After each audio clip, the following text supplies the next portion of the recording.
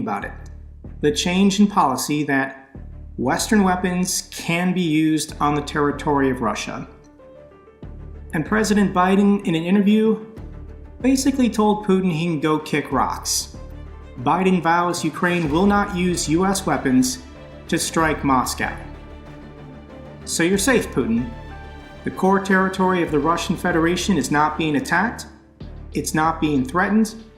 There's no justification for using a nuclear weapon. And if you don't like Western weapons being used in the border areas, then stop attacking Ukraine. All you have to do is go back to your own country and stay there, and the war is over. It's a pretty sweet deal for the Russians at this point. Western permission for strikes inside of Russia stops S-300 attacks on the city of Kharkiv for days. Russia had converted an S-300 air defense system to go ground to ground. It's not very accurate, but when you're just indiscriminately killing civilians in the city of Kharkiv, you don't really care about accuracy. So Ukraine used the HIMARS to blow this up, and the attacks stopped. The city of Kharkiv is safer today because the policy changed in the last week. So I got a clip of Putin, and before I show it, I want to share the parody account, Darth Putin. Day 832 of my 3-day war. My attack on Kharkiv caused the West to greenlight attacks on Russia, showed my red lines to be meaningless, and led to cataclysmic casualties. I remain a master strategist. So here's an amazing clip. Are you thick as two short planks? Putin decided to give a press conference to Western journalists just so he could yell at some Westerners. These journalists don't make policy, they're just there to take notes of what Putin says. So I've got two clips for you, and the first one is Putin yelling at the Western journalists. He's furious that Western weapons are now being used on the territory of Russia. This is a translation from Italka. This is what Putin has to say. Don't concoct anything, and don't form opinions about Russia based on these fictions. There is no need to create an image of Russia as an enemy. You're only making things worse for yourselves. Do you understand this? You've come up with this idea that Russia wants to attack NATO. Have you completely lost your minds? Are you as dumb as this table? He then pounds the table. Who came up with that? It's nonsense and BS. It would have been nonsense if it weren't invented to fool your own population. Saying, help, Russia will attack us soon and we have to arm immediately. We need to immediately send weapons to Ukraine. In reality, why is it being done? To hold on to your own imperialistic position of greatness? That's why it's being done. Wow, where to begin? So Putin accuses the West of coming up with the fictional narrative that Russia wants to attack NATO. He even says, who came up with that? So if we go to the YouTube channel Russian Media Monitor, and we just search for the word threaten, countless clips. Solyov threatens Germany. Russian propagandist threatens the West. Head of RT News threatens the West. Solyov threatens France, UK, and US. Solyov threatens America. Solyov threatens France. Every day on Kremlin State TV, they threaten to attack NATO. Nothing is said on Kremlin State TV without the approval of Vladimir Putin. If you try and go on Russian television and say something the Kremlin doesn't approve of, you're arrested or murdered. All of these idiots on Kremlin State TV are saying exactly what Vladimir Putin wants him to say. So who came up with the idea that Russia wants to attack NATO? And it's the Russians. And this clip is from yesterday.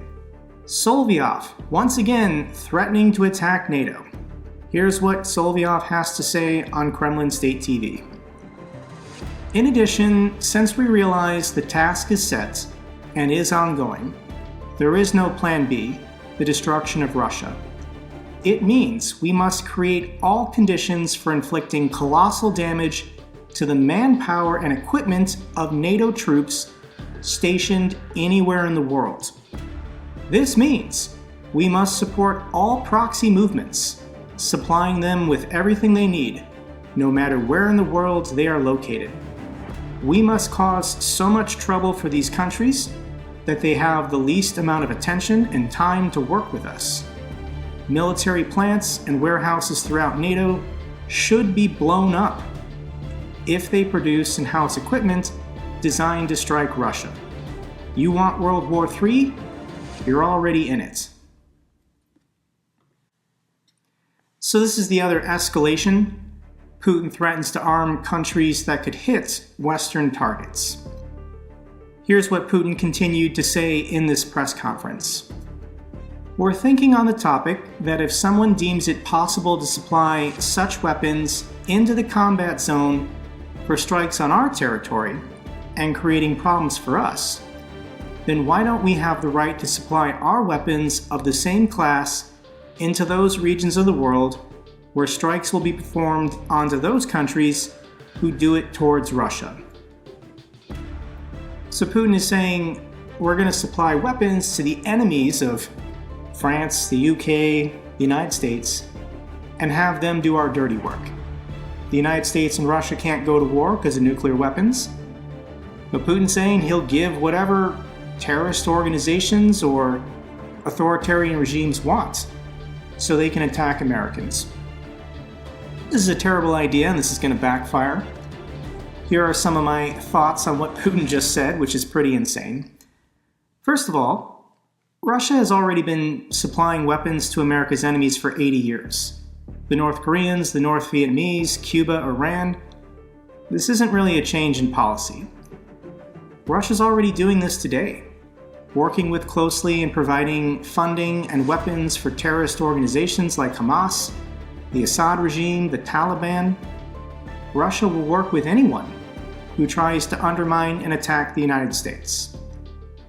Also, Russia is losing this war and they don't really have any weapons to spare. They're already not able to fulfill weapons contracts to paying customers like India. Putin's going to start giving weapons away for free when paying customers in Africa and India aren't even getting their weapons deliveries.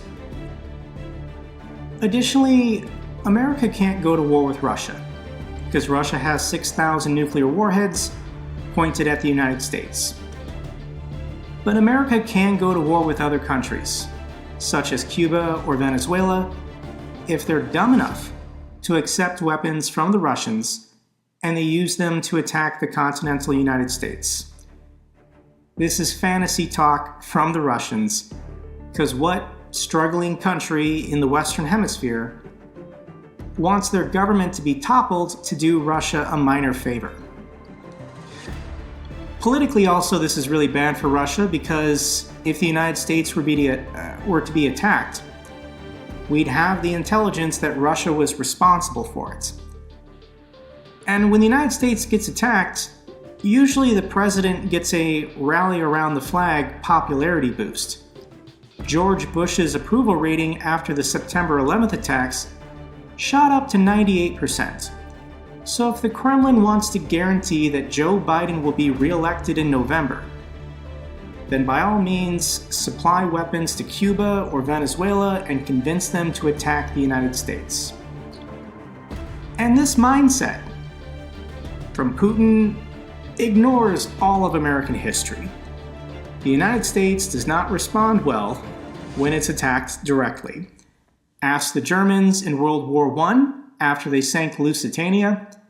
Ask the Japanese in World War II after they bombed Pearl Harbor. And asked Al-Qaeda on September 11th after they attacked New York and Washington, D.C. Never goes well for people who have the attitude of, we'll just punch America in the face and then they'll back down. Nothing in our history indicates that will ever happen. But the Russians can only project strength because they're incredibly weak. Russian warships headed to the Caribbean for drills as tensions rise over Ukraine. So Russia wants to saber rattle, they want to look tough. They're friendly with Cuba and Venezuela, so they're going to send some ships to the Caribbean for an exercise. The ships are also expected possibly to make port calls in Venezuela and Cuba. And the Biden administration says that these exercises are notable, but not concerning. Ooh, that hurts. Russia doesn't even have a functional aircraft carrier. Whatever ships they're sending to the Caribbean, the United States Navy could sink them in 3 minutes if they actually wanted to, so this achieves nothing. But this is a weird standoff position. The Cuban Missile Crisis was a 13-day event, and in 1961, Americans thought we were all going to get nuked. That this was World War III, a nuclear war between the Soviet Union and the United States. And because this war has gone on for 2.5 years now, Americans aren't paying attention. There's no anxiety or tension.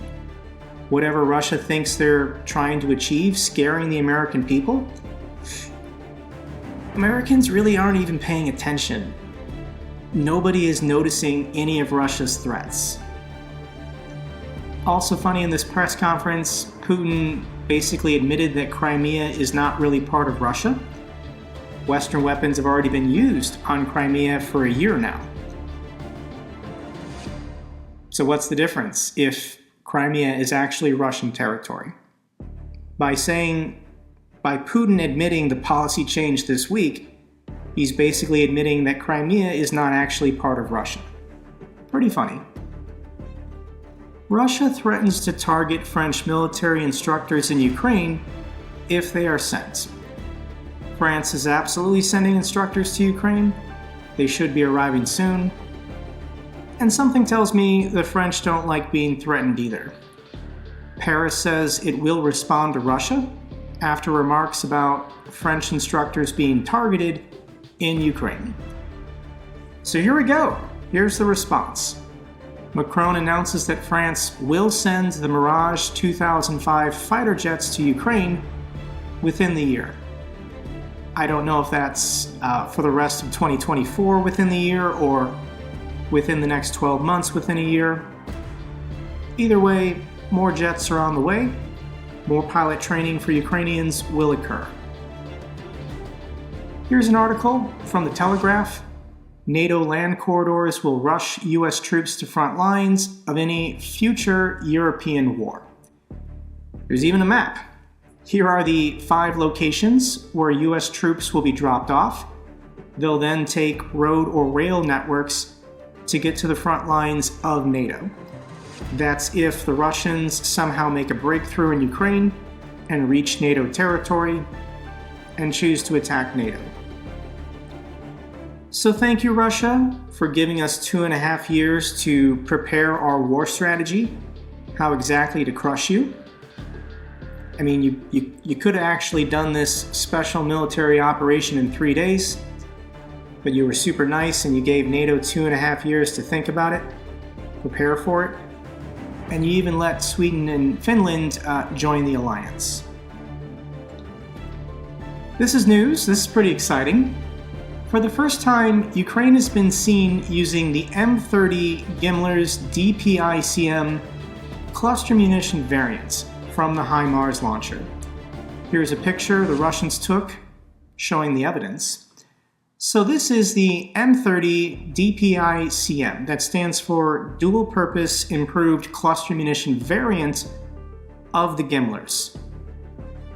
To the best of our knowledge, up until this point, only Gimler's rounds with a unitary warhead have been fired on the Russians.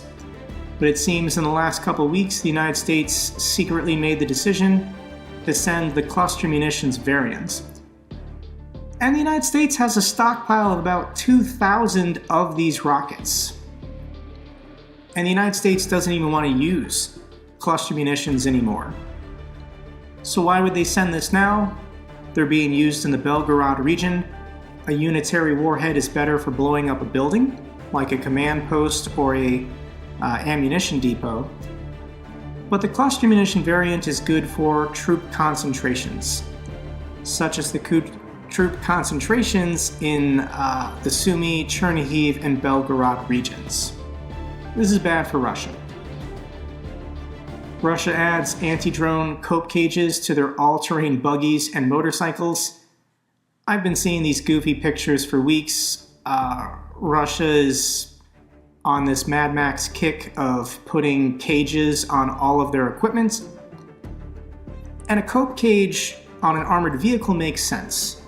If an FPV makes contact with the cage, it might not pierce the armor. It would protect the Russian soldiers inside, in theory. But a cope cage on a golf cart or a motorcycle does nothing. If the FPV detonates, there's no armor to protect you. So, last week I shared this meme of the current condition of the Russian fighting forces. In 2022, they had BMP-3s and T-90 tanks. A year later, in 2023, they're pulling out of storage BMP-1s and T-55s. Now that we're in 2024, they're using motorcycles and these Chinese golf carts. The joke was that by next year, they'd be on roller skates and scooters, and it's not a joke. On a Russian Telegram page, these Russian soldiers sent a thank you, posting a picture of themselves with their brand new electric scooters. This is really happening, guys, so expect for the roller skates to show up soon. Russia jails a soldier for 23 years for killing fellow servicemen in a drunken grenade blast. The mighty Russian military, everyone. Explosions, oil refinery fire reported in Russia's Rostov region. This is another oil refinery that was struck last night, this time near Rostov-on-Don. And there's some pretty spectacular videos online of this oil refinery going up in flames. I'll link these down below if you want to see it for yourself, but this is the strategy. We're not deviating. All of Russia's oil refineries within 1,200 kilometers of Ukrainian territory eventually will be knocked offline before the end of the year, just in time for winter.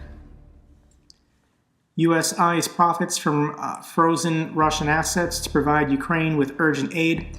The United States and the G7 is putting together this $50 billion financial aid loan to Ukraine, and the loan is going to be repaid with interest from frozen Russian assets in Western banks. So the banks are putting up a fierce resistance for just having the money seized, and this seems like a compromise. The interest accumulating on $300 billion in frozen assets is a significant amount of money, and that's what's going to be used to repay this $50 billion loan being given to Ukraine. This is a lot of financial trickery. We could make this simpler, but whatever, just get it done. And here's an interesting clip from a Russian economist, Igor Lipsitz.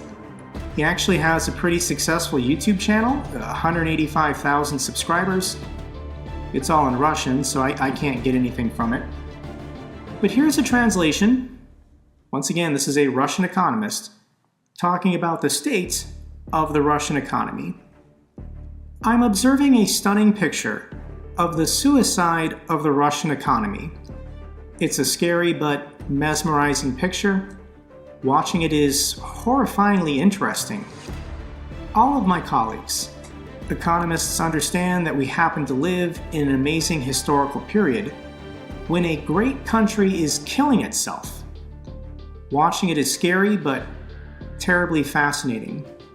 She then asks, is it a reversible process? At this point, it's probably not. One more time. A country is first of all its people. When it comes to people, there's a total deficit in Russia because Russia is losing its population. What human resources do I need to boost the economy? To boost the economy, I need people. money, and international cooperation. Nobody in the world ever accomplished that without international cooperation. Not a single country with closed borders can do it. It can only become a North Korea that produces missiles, and that's all it can become. Exactly. Russia has no future, aside from becoming a larger, poorer version of North Korea. And demographically, Russia is screwed. You can see from this population pyramid that the generations of young people is getting smaller. And these are the people fleeing Russia for a better life. These are the people refusing to have kids. These are the people dying in Putin's special military operation. So I'm sure all this demographic data is already outdated, but you can extrapolate based on the current population pyramid of a country.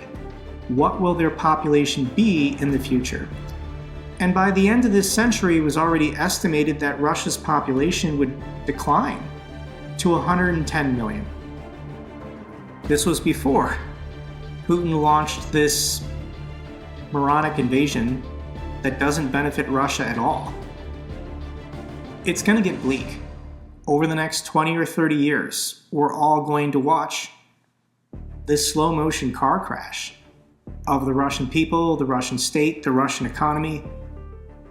It's already set in stone. They can't come back from this. Let's get to the good news for Ukraine. France to provide Ukraine over $700 million in critical infrastructure support. Thank you so much to the wonderful people of France. Iceland to contribute another $725,000 in energy support for Ukraine. Thank you so much to the people of Iceland. Japan delivered 101 various vehicles to Ukraine for their use. Vehicles are vehicles, but I'm kind of curious if the steering wheel is on the other side of all these cars. Final feel-good clip I have for you. World leaders have gathered in France to mark the 80th anniversary of D-Day. And there's not a lot of World War II veterans still alive. If D-Day was 80 years old and you were 18 at the time, you'd be 98 right now. So a lot of these veterans that made the trip, the last remaining World War II veterans who are on the beaches of Normandy, a couple of them did make the trip to France. They're all 101, 102, 105 years old. And one of them met with President Zelensky, and this was the heartwarming exchange they had together. The President is busy fighting right now. Thank you very much. Oh, you're the savior of the people. Here's my eyes. Got a picture. Yeah, you want a picture? I hear No, you are how we get it. yes, I hear I mean, what a beauty.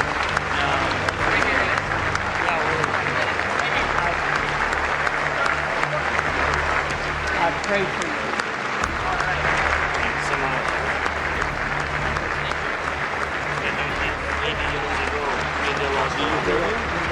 The veteran said, "You're a savior of the people."